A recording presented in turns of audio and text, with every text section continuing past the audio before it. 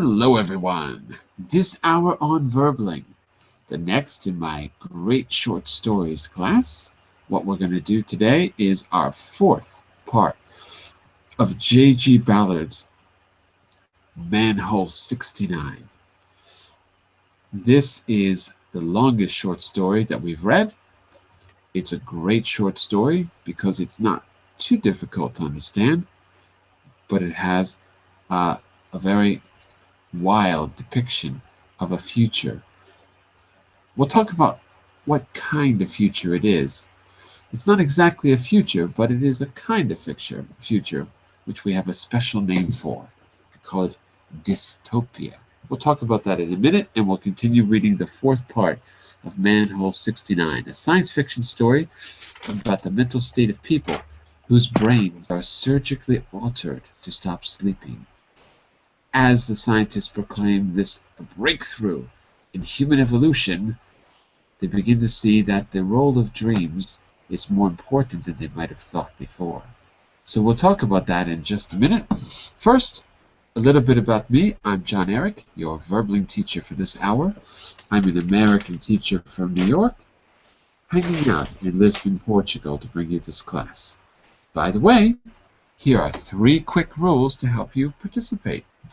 Don't forget to turn off, tune in, and open up.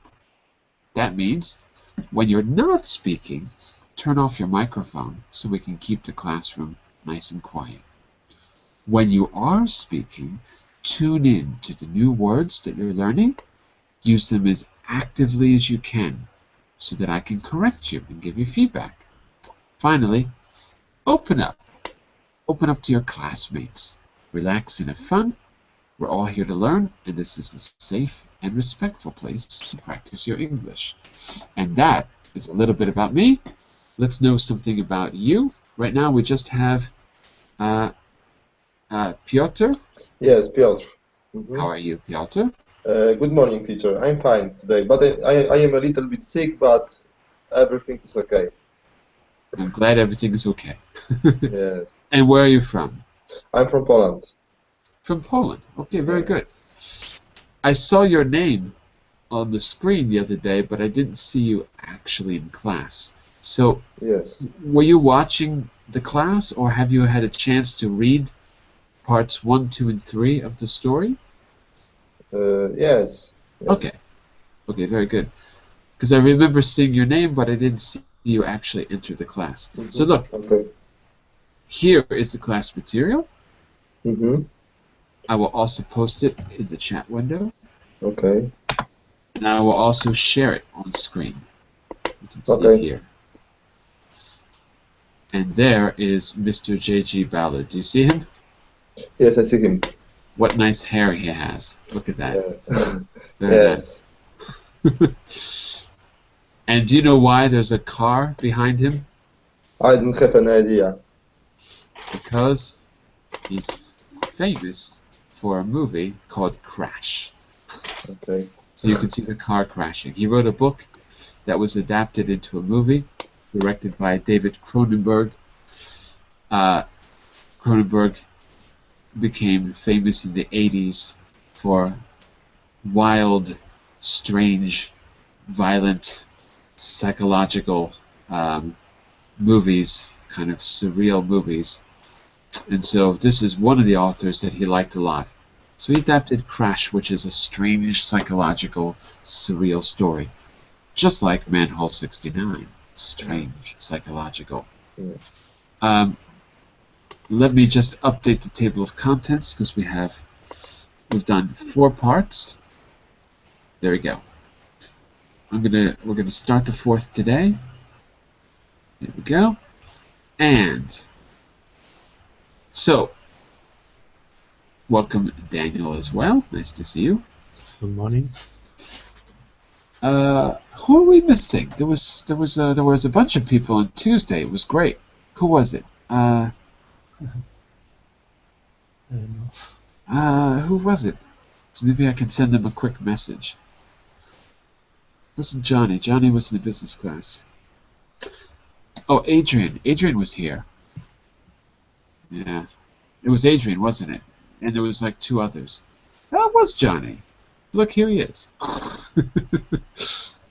I think it was Johnny and Adrian, and I think there was even someone else too. So, Johnny, are you there? Uh-oh, Johnny's mic is not working. Hello, Johnny. Yeah, it's working now. Hello, John. Ah, Hello, Daniel. Hello, everyone. everyone is Piotr. Yeah, hello, Peter. All right. So, Piotr, you were following along in the last class, right? You remember more or less where we stopped? No, sorry, teacher. I didn't follow Okay. the last class. I don't know anything about the story. Oh, okay. So, Johnny and Daniel, can you bring him up to date? You don't have to go into detail, just the general idea so he knows where we are, more or less. Summarizing is a good skill for learning English, by the way. That's why I keep asking you to do it. So, Totally. what can you tell him? Sorry, I totally agree. But I didn't attend to the last class. Okay, so probably, Johnny, you tell him the general idea, and maybe Daniel can summarize the last class. So, Johnny, from what you read so far, what's going on in the story? Give him a little summary, what you know. You were in the first class, right? No, I didn't attend to the first class. Oh, I thought you were. Daniel, the weight is on your shoulders. Bring them up to speed. All the story or only the last part? Well, it sounds like they need to know the whole story, but you don't Okay. have to go into detail. Keep it really short. Okay. Just a general idea. It's a sci-fi novel. It's about a doctor performing surgery Performing. Performing. Performing a surgery in 3 patients. He tried to they cut a nerve from the medulla, and they get these 3 guys will never sleep, or they no longer sleep. They 24 hours a day they are awake. That's it. And the last part, I think,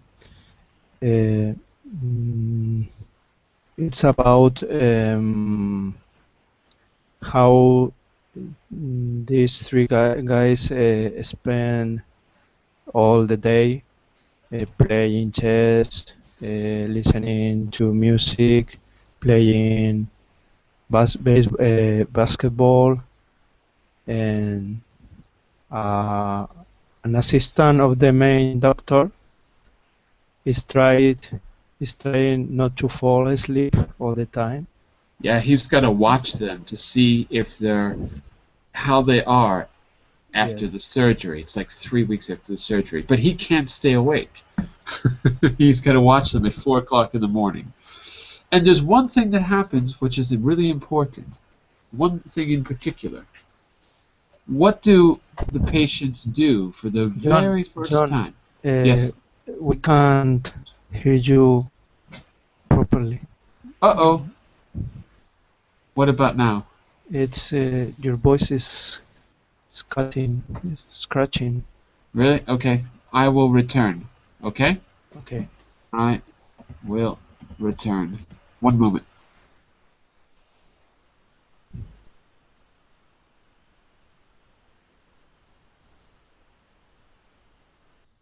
What's up, Johnny? I'm good. How are you? I'm fine, thank you. Seems like we attend to John's lessons every time. I can't hear you properly either. Oh, really? Yes, maybe Uh, it's my computer. You couldn't hear John properly? I can hear John. Okay. I don't So know can what's you hear going me? on. Can you hear me now? Yes, but no, not very well. Okay, okay. Your voice So is so cutting. I think maybe you can join out of the group and then join in again to see what happened. Yes, it's, John Eric is trying to get in. Okay, Yeah, it's it's here. that.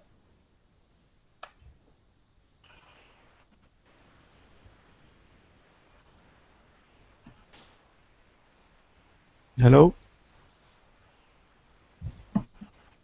Okay, can you hear me? hello, John. Can you hear me? Yes, so It's far. okay? Yes. Yes, we can. Yes, we can.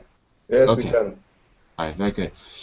So, Johnny and Piotr, once again, what's the surgery that they have? Was that clear what he said? What's the surgery that they have? What kind of Uh, surgery? They cut off surgery. Surgery cut off nerve, Right. which is responsible for sleeping, something like that. That's And right. now 3 patients cannot sleep. They That's can still, exactly right. yeah. But this is a good thing in the story. It's not bad. I don't know. No. In the story, it's considered good. In reality, Okay. who knows? But in the story, they do this because the patients have volunteered to do it. They want to do the surgery, Okay. and the idea is that they will get 20 extra years on their life because they won't be sleeping. They'll have more time to do it. They will never be tired either. So this is considered a breakthrough. Okay, and Daniel, there was one more thing. What did the patients do for the very first time in the last part, in part 3? Remember?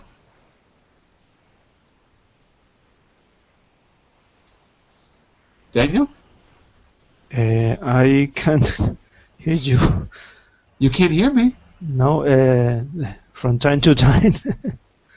What about now? Johnny, can you hear me It's okay? yeah, I can hear you fine. maybe Um, it's my computer. I want to try to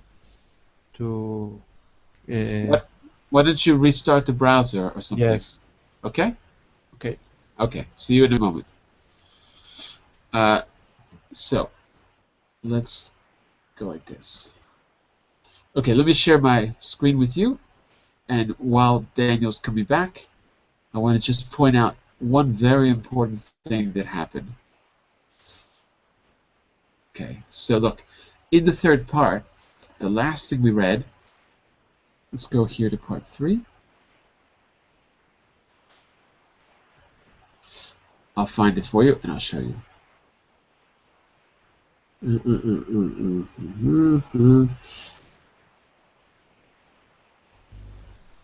Let's see.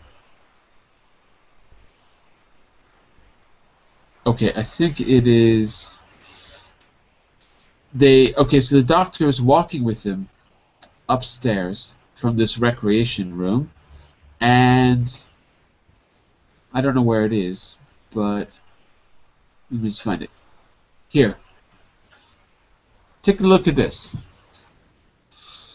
On the landing, halfway down the staircase, a shuttered window that by day opened out to the parkscape behind a clinic. As he passed it, Corell, that's a patient, stopped. He went over, released the blind, and unlatched the shutter. Still holding it closed, he turned to Morley. Morley is the assistant. He's one of the doctors, watching from the flight above. Taboo? Morley looked at each of the 3 men in turn. Gorell was calm and unperturbed, apparently satisfying nothing more sinister than an idle whim. So what do? For the first time in the surgery, for the first time, they look out the window and they look at the night. So this is kind of an important moment. And in the story, something happens. The doctor, he lets them open the window, and when he turns around, they're gone. They seem to disappear. What actually happens is that the doctor is so tired that he falls asleep, but he doesn't realize it. I think it's an important moment, though, because the moment they see the darkness for the first time, because remember, they're inside a hospital, and the lights are on 24 hours a day, and the windows are closed. For the first time, he lets them look out the window. And interestingly, something happens to him, which I have a feeling will be important later in the story. I don't know, but just a feeling. So, let's go down to part 4, now that you know where we left, and the patients make fun of the doctor. Oh, I can get you a doctor if you can't stay awake. So let's find out what happens next. By the way, I did not have a haircut, Johnny.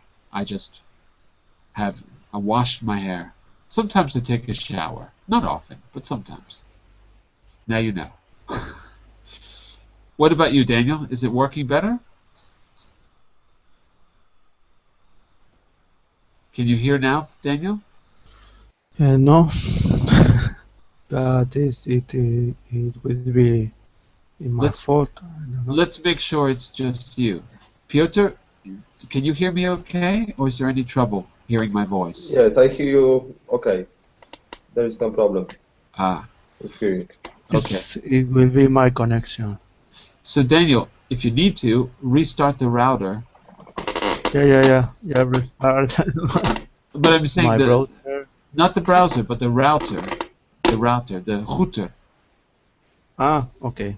Maybe I sometimes that will fix it because the ISP sometimes will drop. Your internet service provider will drop, and the router needs to reset. Sometimes that will fix it. Okay. All right, guys. Let's start reading part 4, and I will ask you some comprehension questions along the way to make sure you're not missing anything important. Okay? So, Johnny, why don't you start us off? Okay, yep. So over the next 2 weeks, either he or Neil was with the men continuously, sitting out under the floodlight in the center of the gymnasium. Gymnasium. Gymnasium. Assessing their assimilation of the 8 extra hours, carefully watching for any symptoms of withdrawal. How is it? Withdrawal. Like this. We just say withdrawal. Withdraw. I know it looks like withdrawal, but that's so difficult to say that we don't say it at all. We just say withdrawal. Withdraw. Right. Withdraw. Okay. Neil, carry everyone along from one program phase to the next, through the text periods, across the long hours of the interminable night. His powerful ego injecting enthusiasm into every member of the unit. Privately, Morley worried about the increasing emotional overlay apparent in the relationship between Neil and the 3 men. He was afraid they were becoming conditions to identify Neil with the experiment. Ring the mill bell, and the subject salivates. So this is like, just to be clear, this is like the experiment, the Pavlovian dogs. So he's kind of making a kind of comparison, I think. You know the experiment, the famous Russian behavioralist experiment? They taught the dogs to when they rang a bell, that they were going to be fed. So the dog will come, and then the slavery will come from the dog. Right. The saliva. And so the verb is to salivate. Salivate. So I think that's Okay. what they're talking about. Keep going. Okay. So, but suddenly, stopped ringing the bell after a long period of conditioning, and it temporarily lose the ability to feed itself. The hiatus, Hiatus. hiatus, the hiatus barely harms a dog, but it might trigger disaster in an already oversensitizer psychic. Neil was fully alert to this. At the end of the first 2 weeks, when he caught a bad head cold after sitting up all night and decided to spend the next day in bed, he called Molly into his office. So I know that the vocabulary is a little difficult, a little bit. So if there's any questions along the way, just ask. And right now, all you really need to know is that Morley is staying up every night monitoring the patients. Neil is the doctor who performed the surgery.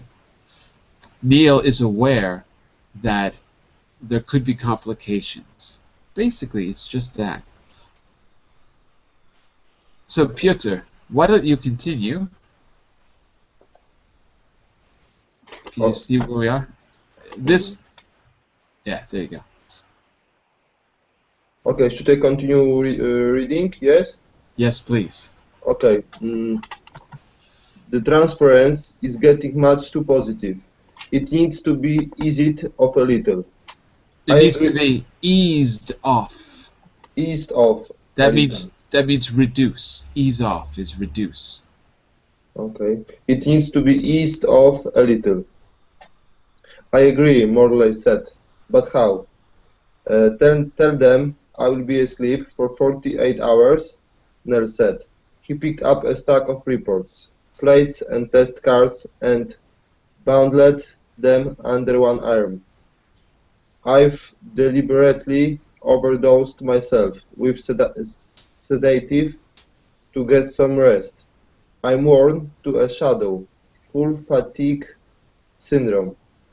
Loud cells screaming laid on. Couldn't that be rather drastic? Morley asked. They will hate you for it. But Neil only smiled and went off to requisition To and requisition. requisition an office near his bedroom. So he's so tired that he gives himself a sedative so he can sleep. Remember, Neil is a normal person. He's the doctor. Mhm. Okay. You know what?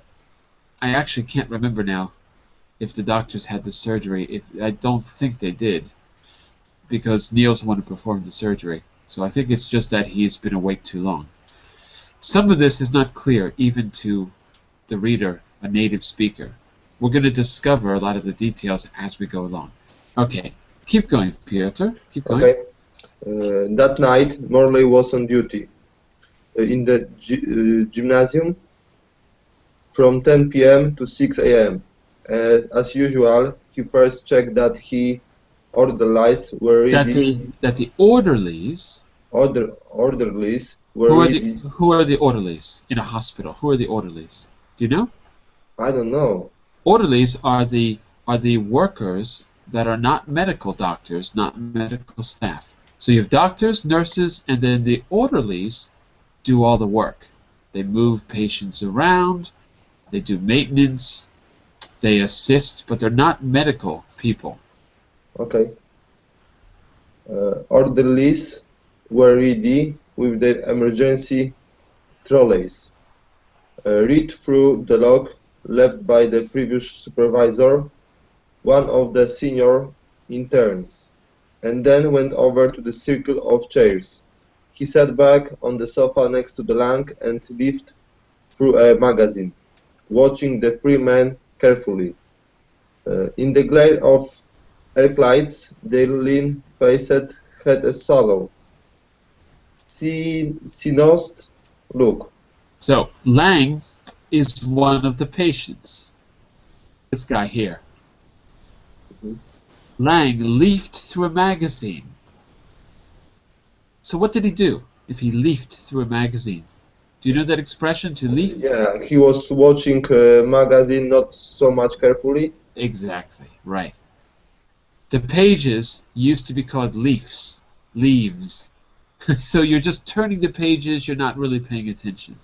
He was watching the three men carefully in the glare of the arc lights. Remember, they have 24-hour light, so the arc lights are powerful lights. Their lean faces had a sallow, cyanosed look. Cyan is a color. It's not the normal color of your skin. It's like a bluish color.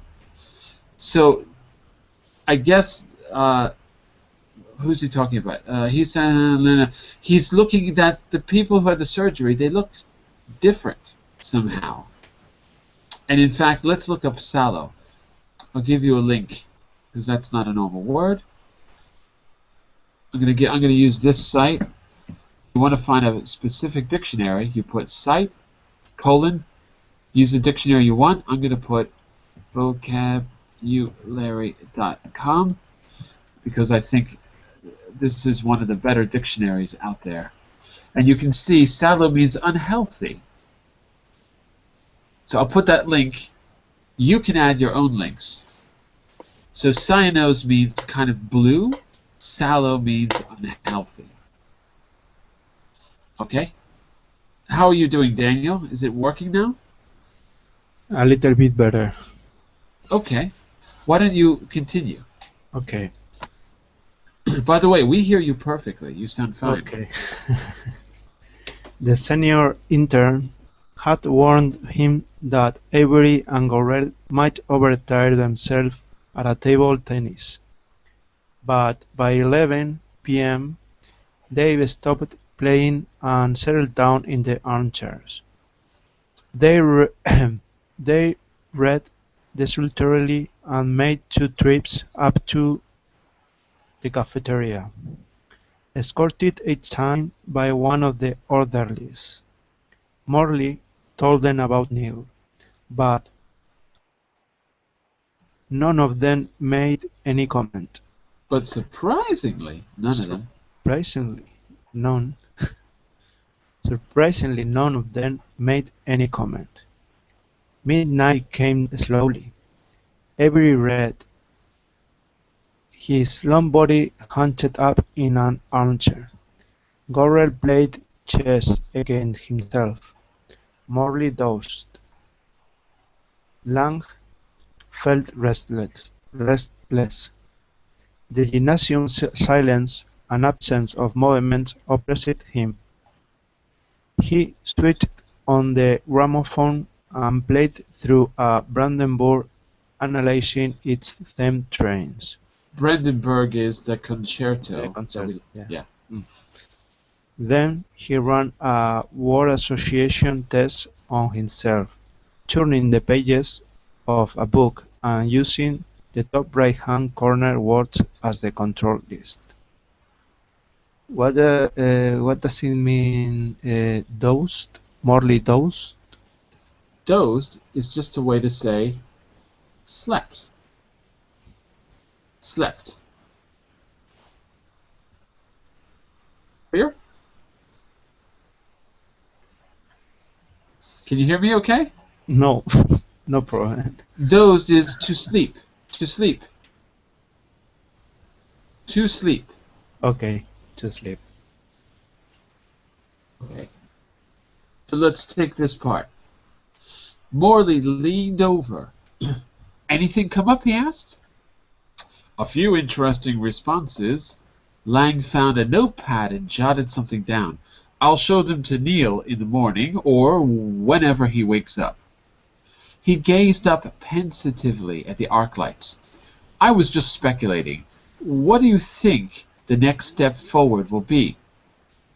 Forward where? Morley asked. Lang gestured expansively. I mean, up the evolutionary slope. 300 million years ago, we became air breathers and left the sea behind. Now we've taken the next logical step forward, and eliminated sleep. What's next? Morley shook his head. The two steps aren't analogous. Anyway, in point of fact, you haven't left the primeval sea behind. You're still carrying a private replica of it around as your bloodstream. All you did was encapsulate a necessary piece of the physical environment in order to escape it. So, class, does the doctor, Morley, does he think that we have really evolved or not? Does he think that we've evolved? Class? Yes, he thinks that we evolved Because? Why do you say that? because of physical environment. Mm-hmm. What do you mean? Because because we had to evolve. Evolve. Careful. Evolve. Evolve, because we have to evolve. Mhm. I don't know how to say that in English. We You have say to. it. You say it by saying it, and then I'll correct you. Okay. Say it however you want, and then I'll fix it. We had to evolve because there were a lot of dangers, and oh no, it doesn't make sense. we had to leave the ocean Yeah. 300 million years ago. But Yes. Morley thinks that we haven't really evolved. He says yes, we evolved because we left the ocean, but we're carrying the ocean inside of us. Our blood is mostly salt water. Like if you go to the hospital and they give you plasma or whatever, they give you liquid, it's in your arm, it's just saline. Saline is salt water. So he's making the suggestion that it's not really an evolution. It is, but it isn't. And so Lang maybe never thought of that. Lang is the patient.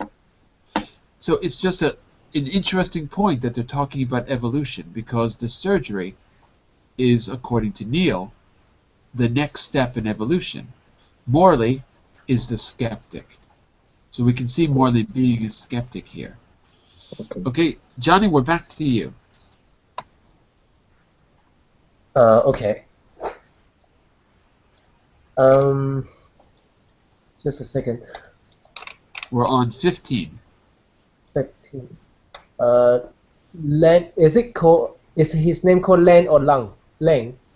I say Lang, but that's just my American accent.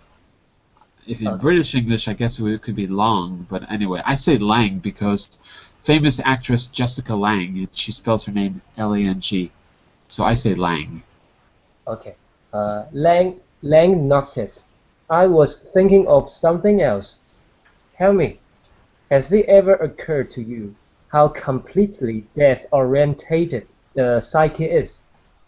Molly smiled. Now and then, he said, wondering where this led. It's curious, Lang went on reflectively. The pleasure-pain principle, the whole survival compulsion, Yeah, compulsion. compulsion, apparatus of sex, the superego's obsessions with tomorrow. Most of the time, the psyche can't see farther than its own tombstone. Now, why has it got this strange fixation?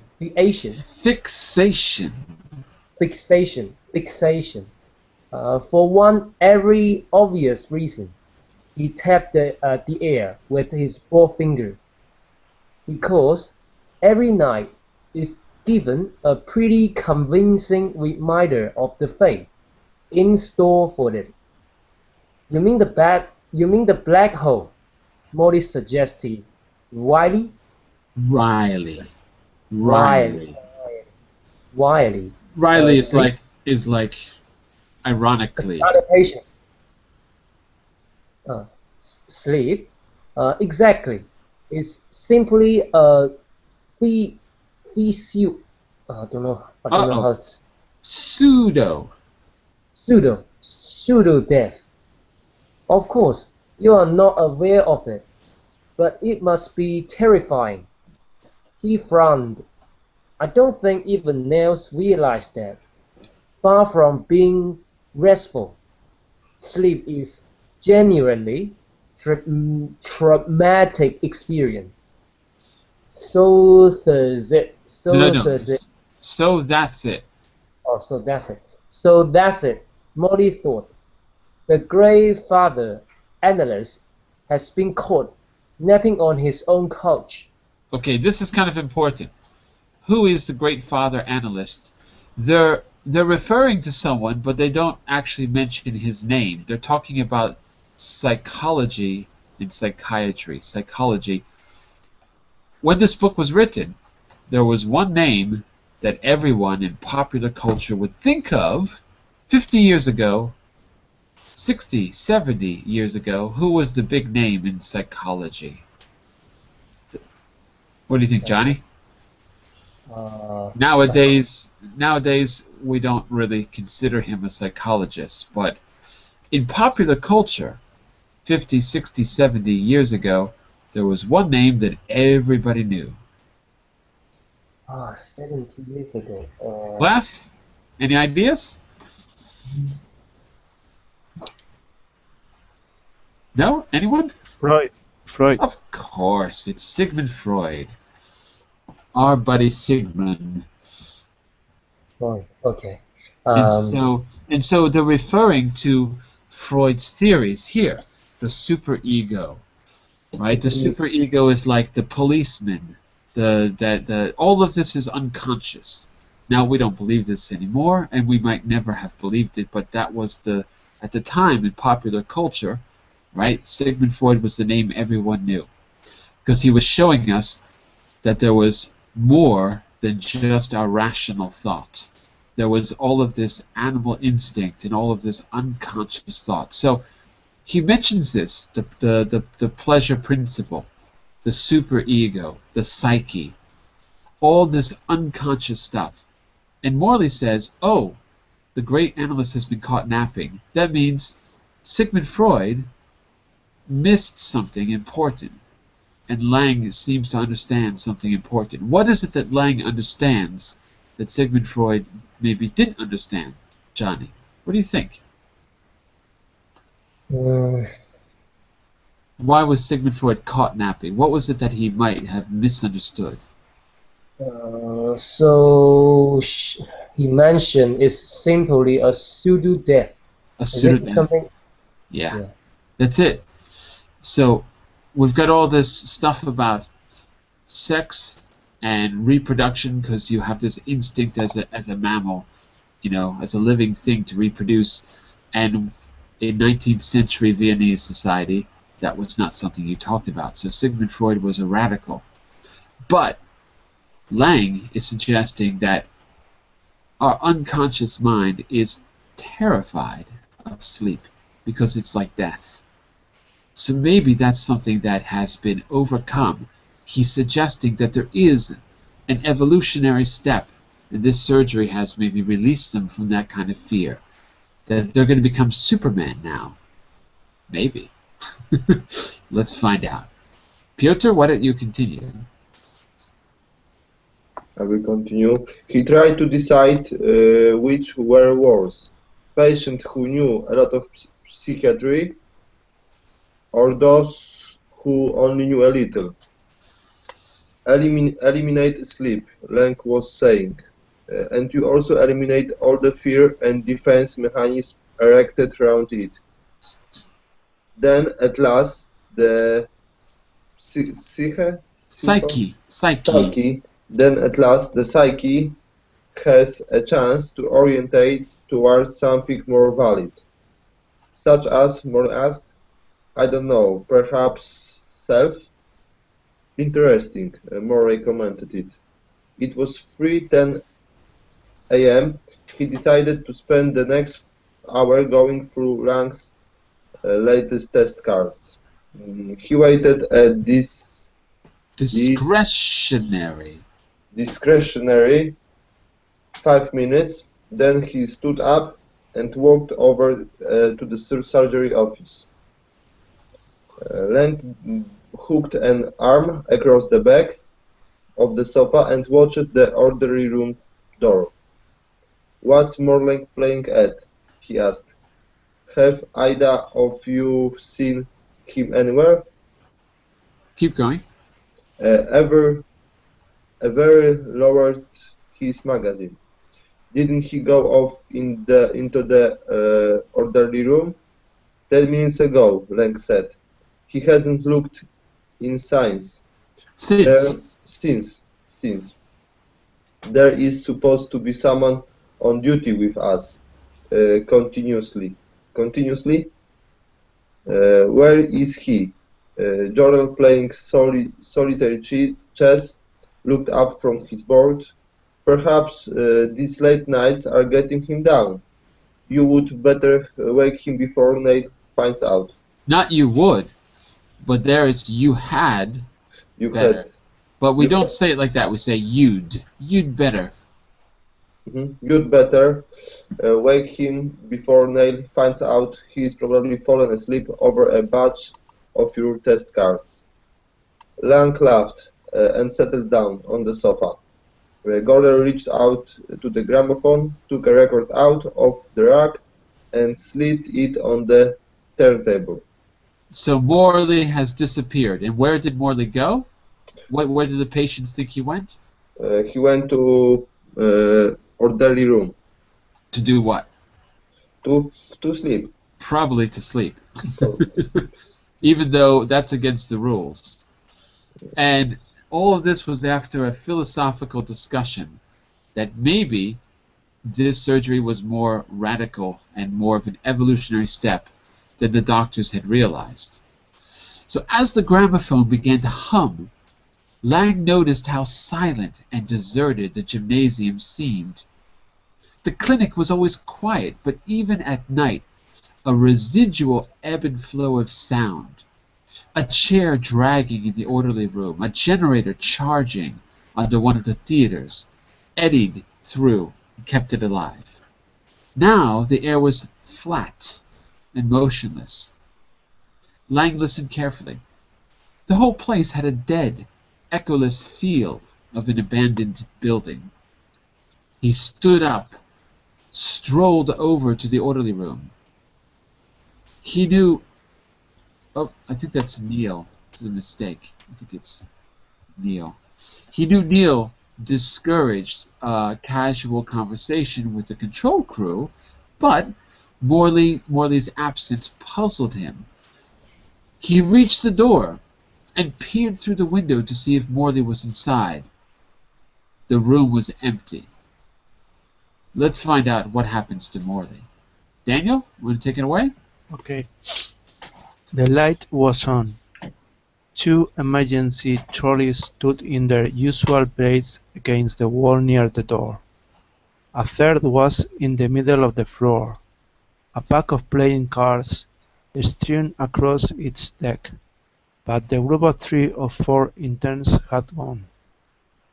Lang hesitated, reached down to open the door, and found it had been locked. He tried the handle again, then called out over his shoulder, "Avery, there's nobody in here. Try next door. They're probably being briefed for tomorrow." Briefed. Briefed for tomorrow. Lang stepped over to the surgery office. The light was off, but he could see the white enamel desk, Enameled. enamel desk and the big program chart round the wall. There was no one inside. Avery and Gorrell were watching him. "Are they in there?" Avery asked. "No." Lang turned the handle. The door's locked. Gorrell switched off the gramophone and he and Avery came over. They tried the two doors again. "They're here somewhere," Avery said. There must be at least one person on duty. He pointed to the end door. What about that one? Look, Lang said. 69 always has been. I think it leads down to the basement. I think it leads down. Leads down. I think it leads down to the basement. Let's try Neil's office, Gorrell suggested. If they aren't in there, we'll stroll through to reception and try to leave. This must be some trick of Neil's. Why do you think Neil might try to trick them? Why would they say that? Just out of curiosity, I don't know, but I'm just saying, why would he say maybe that? he want to see maybe the personal paper of the doctor, or The personal maybe about paper or roll? When you say paper, what do you mean by paper? You mean paper in Spanish? yeah, Like- reports, maybe reports about them. I don't know. So the reason, you mean the reason that the doctor isn't there, or the reason that suddenly no one appears to be watching them? Because right now it looks like Avery leaves, and the three of them suddenly realize that there's nobody monitoring them, which is a little strange. And Lang suggests that it's a kind of a trick that Neil is playing on them. So you're saying that Neil might play a trick on them, but why? Why might he play a trick on them? I didn't understand. What we don't know, of course, but I'm saying, why would Lang say it's a trick of Neil's? Does Neil play tricks on people? Maybe it's a kind of test. Yeah. Uh, What do you think? What do you think might be the? what way they're going to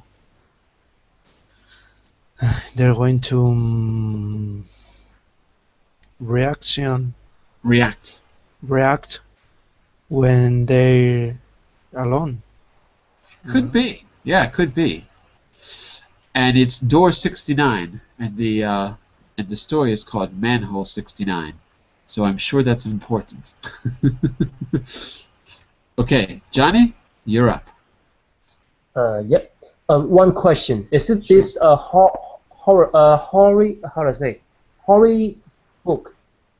Horror. Horror, yeah, horror. Everything he wrote was kind of an element of horror to it. So I would say yes, probably. Okay, okay. But it's not. He didn't really write horror stories, but there was always an element of something dark. So probably yes, I would imagine. All right. So there was no window in the door to Neil's office. Grills knocked. Wait. Not again, more loudly. Glenn tried the handle, then knelt down. Knelt The light down. knelt down. Yeah. The light's off, he reported. Avery turned and looked around at the two remaining doors out of the gymnasium, both in the far wall, one leading up to the cafeteria and the neurology wing. Uh-oh. Uh-oh. Neurology. Neurology wing. The other into the car park at the rear of the clinic. Didn't Neil hint that he might try something like this on us? He asked, to see whether we can go through a night on our own. But Neil's asleep, Len objected. He will be in bed for a couple of days, unless... Gorrell jerked his head in the direction of the chairs. Come on, he and Molly are probably watching us now. They went back to their seat. Gorrell dragged the chairs stood over to the sofa and set up the pieces. Avery and Lang stretched out in armchairs and opened magazines. Turning the pages uh, deliberately. Above them, the banks of arc-light threw their wide cones of light down into the silence. The only noise was the slow left-right motion of the clock. 3:15 a.m. So what do you think about this experiment? We don't know if Mm, it's really an experiment, but what do you think is going on? The experience, Experiment. They, they, experiment. they think that Neil is playing a kind of trick on them, a kind of experiment. I think so. And so, what do you think, if it's true, what is Neil looking for? Daniel said that see how they are alone, and their behavior changes when they think there's an experiment. They were going to look for people, but then what did they do at the end? They changed their minds, didn't they? Maybe they realized something, so they changed their mind. Realize what? Realize something's wrong, but I don't know what's going wrong. Well, it occurs to me here that the moment they think they're being watched, they decide to act normal. Oh, okay. So Which is, maybe there's a monitor or surveillance somewhere in the yeah, room. I'm sure there is. There's a camera or something. Uh, so it's interesting because their instinct is to go and look to find out where everyone went. But then suddenly they say, oh, wait a second, maybe we're being watched. And they all decide to act normally, which means that they're not acting normally. That's the irony here. If they have to decide to act normally, that means they're not acting normally. A little bit strange. So maybe that's the point of the experiment. Or Ah, maybe something else is happening. Remember, this was written before Big Brother. okay. Before people were watched. Okay, we've got 2 or 3 minutes here, so let's keep going. Why don't you take this part here, Piotr? We've okay. time for one more section. Go ahead. The shift was imperceptible. The shift, Mobile phone. Watch out. the shift was imperceptible. At first, a slight change of perspective, a fading and regrouping of outlines. Somewhere, a focus slipped. A shadow swung slowly across a wall, uh, its edges breaking and lengthening. Lengthening. Lengthening. And the other word was angles. Angle. Angles. Like Angle. the angles of a triangle. Okay. So he's talking about, we don't know who this is yet, but it's a description of the room. The angles breaking and lengthening. Something about the room seems to be changing. Mhm. The motion was fluid, a procession of infinitesimals, Good. Infinitesimals. but gradually its total direction emerged. The gymnasium was shrinking, inch by inch. The walls were moving inwards, encroaching across the periphery of the floor. As they shrank towards each other, their features altered. The rounds of skylights below the ceiling blurred and faded. The power cable running along the base of the wall merged into the skirting board. The square baffles of the air vents vanished into the grey distemper. Above, like the undersurface of an enormous lift, the ceiling sank towards the floor. Here, lift means elevator. Okay, yeah. Jorel leaned his elbows on the chessboard, face sunk in his hands. He had looked himself in. A perpetual check, but he continued to shuttle the pieces in and out of one of the corner squares, now and then gazing into the air for inspiration, while his eyes roved up and down the walls around him.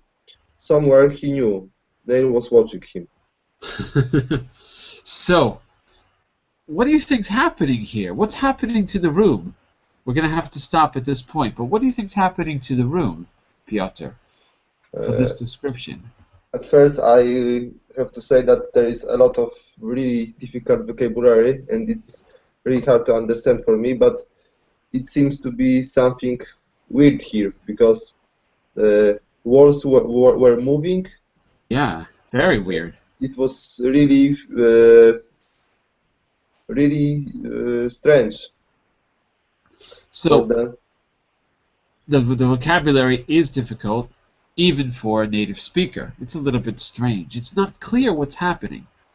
But let's put it this way: is the room getting bigger or smaller? Smaller. Yeah.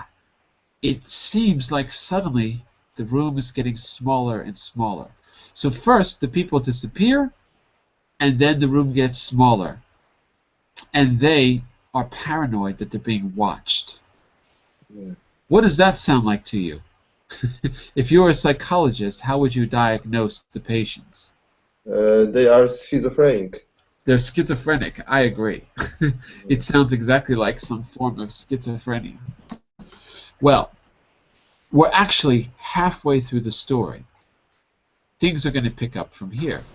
What I'd like to do is give you some things to think about, some questions. I haven't had time to do it yet, but I'd like to give you some things to think about, and I'd like to assign you a little bit of reading to do over the weekend. So we can probably have maybe one more class. I don't think we can have 6 classes with this, but we can have maybe one more. So I'll see. I'll see how much of this we can read on our own in the next class. But I'm going to assign a part to you, some questions, and then we're going to finish in the next class and have a discussion. So we'll probably just read some excerpts until the end. Maybe we'll read the end, and I'll have you read part 5 on your own, and 6 we'll do together. Something like that. Okay? So, we're going to stop here. I'm going to begin the business class right now. I'll give you a homework later today for this. And the next class for Great Short Stories will be next Tuesday at the same hour, 9 GMT. I'll be back in just a minute for business culture. So we're going to do the communication skills part of our class on it, business culture. Coming right up in just a minute. Bye for now, everyone. Bye-bye. See you soon. Thank you. Bye. John.